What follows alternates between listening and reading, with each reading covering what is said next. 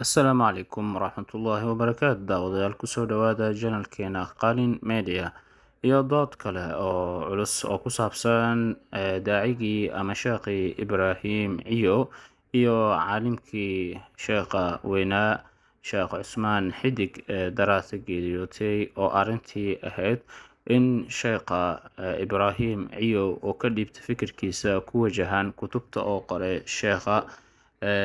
Cusmaan Xidig iyo taas oo ka dhalatay doodo fara badan oo laga hor imaanaya sheekh Ibraahim Ciyo oo leeyahay in lagu soo xiro iyo in muxuu ahaa ciqaab la marsiiyo weeyaan taas oo dad fara badan oo culimada ka mid ah ay fikirkooda ka dhibteen oo ka mid yahay sheekh ama Dr. Saciid Shariif oo maanta aan dhageysanayno doodiisa asagana haddii ay dhacayso in qof loo qabsaday sheekha wax ka sheegtay ama sheekh dhintaa wax ka sheegtay waxay noqonaysaa oo cadaaladu noqonaysaa in sheekh soo muulasay maalin kasta faqiya fagaare ayuu wuxuu ku haystaa culimada islaamka ee dhimatay oo salafiyada loo nisbeeyo Sheekh Abdullaah kamida maalin kasta faqiya fagaare ku haystaa haddii qof la soo xirayo waxay noqonaysaa oo kuwii dadka gaalaysiinay oo wahaabiyo xukunka ay leedahay waa inay murtadiin yihiin diinta islaamkana banaanka ka joogaan Allahumma fashhad kuwii dhahay ila soo xiro waay oo ashcari ugu horeeyo wahaabiyo xukunka ay leedahay فليشهد الثقلان جني إنس مرقاتها كالنقضة وهذه حكمك أي لا بهاي وإني مرتدينهين دينة إسلام كبنانك كتشوفت اللهم فاشهد haddii loo qabsanayo culumada wax ka sheegtay qof ama sheekh dhinta wax ka sheegtay hadii qof loo soo xirayo waa koow in la soo xiro Sheekh Maxamed Jaamac Yar Gurceel oo jooga in la soo xiro ilaahi khalqan ku dhaartay inaysan raacid noqonaynin maxamed cabdi wahaab aqeedadiisan aqrisanaya ama aqrinaya ama aaminaya nabi maxamedna waan raacaya ilaahi khalqan ku dhaartay waxay la mid tahay fircoon baan raacaya allana waa rumaynaya inaysan ka bedelay haddii qof loo xiraayo diinta iyo wixii diintu ay ilaalinteedii dawladda loo wakiishay inuu ku xadgudbo qof hadii loo xiraayo waxay ahayd in loo xiro wiilka Gurceel jooga ee lagu magacaabo in Cali Madow ee lahaa ilaahay orda bari hadii uu idin maqlay oo lahaa telefoon u dira hadii ilaahay telefoon uu idin ka qabanayo orda wahaabiyo aada dhahay orda ilaahay meel loo aada taqaan aada orda telefoon u dira dawka qaba ordaha la hadla oo Allah u dhaha dad ka yeelay dadkaas ilaahay dadka ka leexinaya dadkii hortaagnaa war ilaahay xuquuqdiisa aan ka leexana dadkii dhahay in ku ilaahay hortaagnaayo xuquuqda ilaahay isku aadinay kuwaas ayadoon la aadin in ku tawxiidka dadka ugu yeeray la soo aado waana si daro arintaasna waxaan ugu baaqaynaa ummadda Soomaaliyeed oo dhan inay ka wada jawaabaan waxaan kamid ahaa dadkii ka daba tagay wafdiga madaxweynaha markii Dhuusmareeb uu tagay waxa lagu weydiiyay fagaara aan joognay dawladda waxa ku jira niman wahaabiye ah وهابيدون وخوارج سأسكينيسا خوارج على دجاليا خوارجنا دولة دي أي وزير كين مدحوينه سيدا وجوابي وحي أهاد صح وقال لي ماله أو قضية صوماليات ينين ضد إنه أسقوا لجرب بس وجواب الهاية خوارجاتها وهابياتها وحكت على ناس قبورياتها مشركاتها كمرة يلا سيدي وكان عنك مدحوينها لأنها أدوح وقال لي ما أنت سلق له مدحويني إن ضد كاجلو سناويو أو سنانتي لوايو حماش أسكت على ناس كمرة إلا بسم الله الرحمن الرحيم الحمد لله رب العالمين وصلى الله وسلم وبارك على نبينا محمد وعلى آله وصحبه أجمعين أما بعد وحروا أنا أمد الصوماليات يعني لو ذاقوا معلمه قدام بي وحي كسعودي برهب الشدة كدعي مقالة مقدشو تاسو قبل عبطي الله ونحرسته شيخي ويناء دنتي شيخ عثمان حدق تعسيدي سي iyo kala aragti duwanaanta bulshada dhexdeeda ka jirta wax ku saabsan ayaan rabaa in ummadda la wadaago haddii marka horeeto aan hordhac idin kaga bilaabo Sheekh Cusmaan Xidig wuxuu kamid ahaa culimada Soomaaliyeed gaar ahaan wuxuu kamid ahaa culimada duruq suufiya oo rugcadaaga lagu yaqaano duruq suufiya iyo waxay aaminsan yihiin inuu difaacayo kamid ahaa Ilaahay u naxariisto si guud muslimiinta waxa ka dhaxeeya xuquuq nabiga uu sheegay sallallahu alayhi wasallam وحقوق المسلم على المسلم ليرادو نبينا أو شيخ صلى الله عليه وسلم حق المسلم على المسلم أسودت كبرنا النبي أوتري عليه الصلاة والسلام حقوق داس مسلمين تكد حيسا وحاكمي دا قفك مؤمن كا مسلم كا هي دينتا إن جنازي سلاي قيب قالوا تعسيدي سلاي قيب قالوا وحاكمي تا هي حقوق المسلمين تسوليهن لكن مركي أنت لقيت هذانا وحاقف كست أو مسلم أو فرين هي إن وحي قلدنا أو كديجو وحي وناجنا أو فرق النبي صلى الله عليه وسلم waxaa lala soo diray ama loo soo diray ummadan oo Ilaahay uu ku sheegay inay tahay khayr umma ukhrijat lin-nas waxayna ku noqoto waxay tahay waa inay dadka wanaaga farto xumaantana ay ka reebto Ilaahayna tabaaraka wa tacaala asoo yahuuda ka sheekeynaya ayaa Ilaahay tabaaraka wa tacaala yahuud wuxuu ku ceebeeyay kaanu la yatanahawna an munkarin fa'aluhu labisa ma kaanu yaf'aluun waxay ahaayeen wax kastoo xumaan ay sameynayaan kuwa aan iska reebin sidaa darteed muslimiinta waxaa ka mid ah waxyaabaha waajibaadka dhexdooda kala saaran wixii qalada oo ayaga dhexdooda ka jira inay iska saxaan qofka hadduu dhinto iyo hadduu nool yahana waxaa ka mid ah waajibka qofka muslimka ah saaran ama qofka gaar ahaan culimada ah saaran wixii qofkaas ka qaldan inuu saxo nabiga sallallahu alayhi wasallam Jarir ibn Abdullah al-Bajali xadiidka saxiixaynka uu soo saaray sheekhaanka ay soo saareen waxaa nabiga sallallahu alayhi wasallam uu kula ballamay Jarir wan-nusha ala kulli muslim nabiga waxaan kula beectamay yiri qof kasto muslim inuu naseexeeyo naseexaduna waa qofka oo samahiisa iyo wanaagiisa aad ka shaqeeyo waxaa kamid ah nusxiga qofka oo qaladkiisa aad soo bandhigto asaga si uu uga haro aduusa ka haraynin dadka ku fidnoobaya si ay uga waantoobaan ayadoo halkaas laga indilaaqayo ayaa Sheekh Ibrahim Ciyow ilaahay xifdiyo oo ah nin aad u daayar laakiin aad u aqoon badan waqti dheerna cilmiga barashadiisa galiyay oo isaga kala safray عرب iyo عجم inuu cilmiga barto منذ نعومة أطفاله إلى ما ننتو يرى cilmiga la baray quraanka xifdiyay qiraa'aadka 10 inuu qaatay aan xogta ku hayo Suudaan u aaday waxbarasho Ilaahay tabaaraka wa tacaala oo waafajiyay sabab marka hore culum kale u tagay inuu culumta sharciga qaato jaamacad halkaas ku dhameeyay haddana mar labaad jaamaca islaamiya ee Saudi Arabia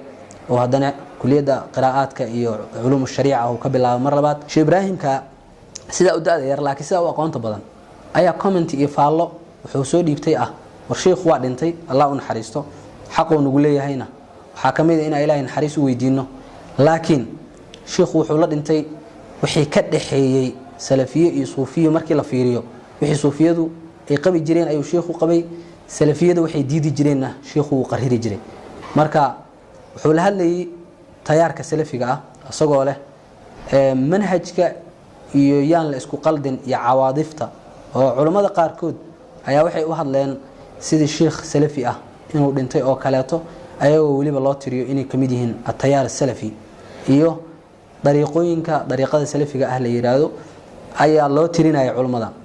asagoo arinta ka fal celinaya ayuu wuxuu dadka u sheegay ama salafiyada u sheegay sheekh suufi ah oo dhintay inuu yahay xuquuqda muslimiinta ka dhaxaysa wax ka badan aysan noo aalin halkaas ayuu ka hadlay ama kutubtiisa waxa ku qoran ay yihiin qaladaadkii suufiyada iyo salafiyadu 30 sano u dambeysay ay isku soo hayeen walaalayaal waxaad ogtihiin salafiyo iyo suufiyo wax ka dhaxeeya ilaa ay qarnigii ugu dambeeyay Soomaaliya loolankooda ayaa ka jiray walow loolanka markii lagu kala adkaaday oo salafiyadu ku adkaatay suufiyadu ay iska dameen laakiin hadda ay mar labaad ay ka shaqeynayeen inay dib u soo ololeeyaan walaalayaal suufiyada lagama filayo hadii maanta uu dhinto sheekh kale weyn oo caalima oo culimada salafiyiinta kamida ilaahay cimrigooda ha dheereeyo aakhirana ilaahay naxariis ha siiyo lagama rajeynayo inay u baroortaan ee waxa laga rajeynayaa waxay tahay inay qaarkoodna gaalaysiiyaan qaarkoodna ay wax ka sheegaan oo manhajkooda ay duraan taasna waa sunnatul hayaa adduunka dhana ku soo dhaqnaa in la isradiyana waa wax jiri jiray al-Imam Malik rahimahullah ta'ala wuxuu leeyahay ma minna illa radun wa mardud illa sahib hada al-qabr ma jiro qof anaga nagamida oo muslimiinta kamida illa wuxuu xaq u leeyahay in la radiyo wuxuu xaq u leeyahay inuu wax radiyo illa nabi Muhammad maahana oo markaas qabrigiisa oo dul taagnaa illa sahib hada al-qabr qabriga midka ku jira maahana oo saaxiibka u ah maahane inta kaleeto comment negative ah ayaa laga dhiiba karaa mid positive ahna waa laga dhiiba karaa waxay aaminsan yihiin waxay ku hadlaan waxay sameeyaan intaba ayadoo inta la og yahay walaalayaal in la sameeyo waxa hadda dadku u yaqaanaan tubaraaca u yaqaanaan oo dawladnimadii iyo lagu soo daba dhunto waa wax aad iyo aad looga xumaado markii ay dhacday Sheekh Ibrahim inuu commentiga noocaas dhiibtay waxa dhacday walaalayaal in dajja i'laamiya ama laga dhigay wax viral media ka ah oo aad loo qarxiyo oo muuqaalo waaweyn oo viral noqdo laga diyaariyo qoraallo maaragtay saameyn badan yeeshay ayaa dhacday kadibna waxa dhacday in dawladda laga soo dhex hadlay ama dawladdu waxaan saameynta media influence-ga sameeyay in dawladdu ay isha ku hayso waxaan u sheegaynaa dawladda waa inay la socoto waxa ka dhex socda dawladnimada waa inay la socoto waxa ka dhex socda laamaha ammaanka dawladnimadu waa heshiis bulsho dadkan Soomaaliyeed ayaa ku heshiiyay waxa qof kasta xaq u leeyahay heshiiskaas bulsho oo dawladdu ay ogoshahay ama standard norms-ka agteeda ka ah waxa ugu horeeya dastuurka dalka kamida dastuurka dalka jabtarkiisa labaad wuxuu qeexayaa mabaadi'da asaasiga ah oo xataa aan waxba laga bedeli karin waxaa kamid ah cutubka maadada 16aad waxaa kamid ah maadada ama qodobka 17aad waxaa kamid ah qodobka 18aad maxay sheegayaan dhamaantood waxay sheegayaan in qof kasta uu xaq u leeyahay qodobka 16aad in uu ku biiro jamaacad iyo koox kasta ama urur diimeed ama urur siyaasadeed muxuu sheegayaa qodobka 17aad wuxuu sheegayaa in qofka uu xurriyad leeyahay xurriyatu diin xurriyatu aqeeda inuu leeyahay oo mabaadi'da aqadiga ah qofka xurriyad uu leeyahay waxay sheegayaan qodobka 18aad ee dastuurka mabaadi'diisa kamid ah in qofkan xurriyada ra'yiga uu leeyahay wuxuu rabo uu cabiri karo macnaheedu ma aha qofkii xurriyadkii asaasiga ahaa ay qaatay oo xurriyadkiisii qaatay meesha dawladnimadu ay ilaalin lahayd ama ay difaaci lahayd in dawladnimada loo soo dhexmar ma aha waxaan walaalayaal ayaantan jirta sida aan ka warhayno dawladnimadii iyo dawladeena Soomaaliya waxa ka jirta in ay noqoto hayraac media raacda taasna waxa dalkan iyo dawladnimadiisu ay ka yimaadeen burbur ay sababsaday caburin dad la caburiyo dad abaabulan oo la dhihi jiray hangash oo la dhihi jiray magacyo badan lahaa dadkaas marka caburinta ka shaqeey jira waxa laga eersaday dawlad burburkii dawladnimadeena ku yimid oo wax kasta galaaftay oo saameeyay oo dhinac walba dhaqan ahaan diin ahaan dhaqaale ahaan meel kasta noo saameeyay mar labaad dawladda inay u dhaqanto sidii waayigii horeeto inta ku u dhaqantay dawladnimadeena nooga burburtay oo aan uga digaynaa waliba dawladdaas xoga iyo xuuraan ayadu ay leedahay ay wax u dhaqi jirtay laakiin dawladdan waxay fiirisaa meediyaha wax mar kasta ka socda hadii meediyaha qof sheekh ah oo daaciye ay dhahaan qofkan xumaan uu sameeyaa ama asaga lagu sameeyaa muuqaalkaasna ama waxaas la diyaariyayna meediyaha oo wada qabsado dawladdu waxay leedahay qofka la soo xiro ayada oo xog iyo xuuraan sax aan waxba ku dhisayn arinta arrin laga haboon yahay dawlad maxaa laga rabaa dawladdu waxa laga rabaa inay ilaaliso xuquuqda asaasiga ee muwaadinka oo ugu horeyso xurriyadkiisa waxa laga rabaa dawladdu inay ilaaliso diinta dadka inay ilaaliso waxyaaba ugu muhiimsan oo sharciyada loo siiyo waxa kamid ah dadka inay diinta u ilaaliso ilaahay ku dhaarshay qofkii diinta ilaalinaya hadii dawladdu ayada ka shaqeeyayso shaqadaas oo waajibaadkeedii ay ka soo bixi weysay culimadii u taagneed inay diinta ilaaliyaan oo tawxiidka ilaahay kaligiis dadka inay ugu yeeraan u taagneed marka ayada loo soo tubaraaco arintaas maxay ka dhiganta arintaas waxay ka dhigantaa foolxumo arintaas waxay ka dhigantaa waxaan daaw ahayn arintaas waxay ka dhigantaa waxaan dawladnimada Soomaaliya aan qaban kuma sii jirto walaalayaal marka dawladda jirta ee madaxweynaha uu ka yahay madaxweyne Xasan Sheekh markay joogto kala kuma sii jirto oo wuxuu ka wacyi doonaya madaxweynaha jooga madaxweynayaashii dalka soo maray qaarkood oo waa nin waaciya qaran joog ah og Soomaaliya waxay eersatay og meesha laga yimid og meesha la maraayo og waxa la sameeyo wixii ka dhala kala haddaan waxay idinku celiyo waxaan kamid ahaa dadkii ka daba tagay wafdiga madaxweynaha markii Dhuusmareeb uu tagay waxa lagu weydiiyay fagaara aan joognay dawladdaada waxa ku jira niman wahaabiye ah wahaabiyaduna waa khawaarij si isku keenaysa khawaarij aan la dagaalaya khawaarijna dawladdeeda ay wasiir ka yihiin ayadoo markaas loo socdo wasiirka diinta iyo awqaafta iyo golayaasha kale dadka ku jira ee tayaarka salafiga loo nisbeeyo madaxweynuhu sidoo u jawaabay waxay ahayd si xog ogaalnimo leh oo oday Soomaaliyeed iyo nin dad inuu isku wada laga rabo si u jawaabi lahaaya khawaarija tahay wahaabiya tahay waxa ka dhalanaysa qabuuriya tahay mushriga tahay kuma rabeelada sidii oo kana anagu madaxweynaha leenahay adoo xog ogaalnimo intaas la eg leh madaxweyne in dadkaaga loo sinaa waayo oo sinaantii la waayo waxa meeshaas ka dhalanaysa kuma rabeelada Soomaaliya ganacsadeeda salafiya 99% bakaaro dhan waa salafiya sida ka warhayso madaxweynaha ducaada dalkan hadii saakay abaaru timaado hadii wax yimaadaan u istaaga waa salafiyo hadaa leedahay madaxweyne intaas oo dhan waa aan ka maarmay dadkana dawladnimada uma sinna ee markasta media wixii ka jiraan raacayna hadii sheekadu noqoto taariikhdas madaxweyne waxay leedahay sida adigu uga maahmaahada adaa dhameeyay kuma rabo leedahay waxaan ugu baaqaynaa dawladda inay noqoto dawlad la wada leeyahay golayaasha loo wada siman yahay baarlamaanka ayaa salafiyiinta inta uga jirta kala bar ay ku dhowdahay haday sabab ka badnayn golayaasha karaati iyo hay'adaha ku jiraan saraakiisha ciidamada salafiyiintu ka buuxaan hadii dawladda dhexdeeda dagaal uu ka bilaabanayana daaritaas waxaan ku baaqaynaa inaan laga bilaabinin dawladnimadeennana aan loo burburinin xuquuqdii asaasiga ahaa qofka uu lahaa oo diinteenu ay siisay oo dastuurka heshiiska bulshada ah oo dawladdu qoratay ku qeexan ayadoo lagu tumanayo inaan dawladnimadeena la burburinin intaas ayaan ku baaqaynaa hadii ay dhacayso in qof loo qabsaday sheekha wax ka sheegtay ama sheekh dhintaa wax ka sheegtay waxay noqonaysaa oo cadaaladu noqonaysaa in sheekh Soomaaliya soo xiro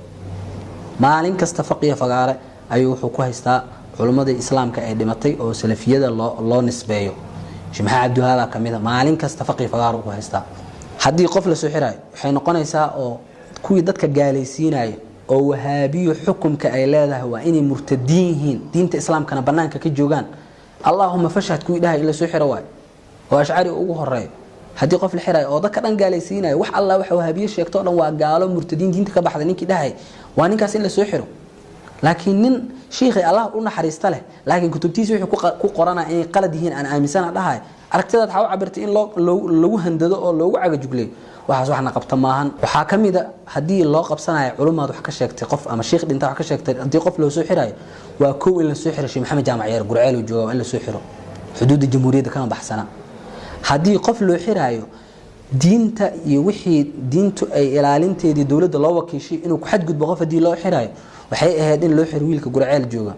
ee lagu magacaabo in Cali Madow in loo soo xiro ee lahaa Ilaahay lama baryi karo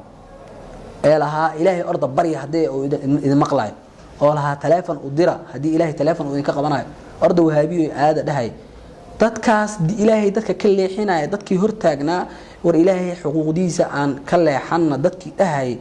in kuwi Ilaahay hortaagnaayo xuquuqda Ilaahay isku aadinay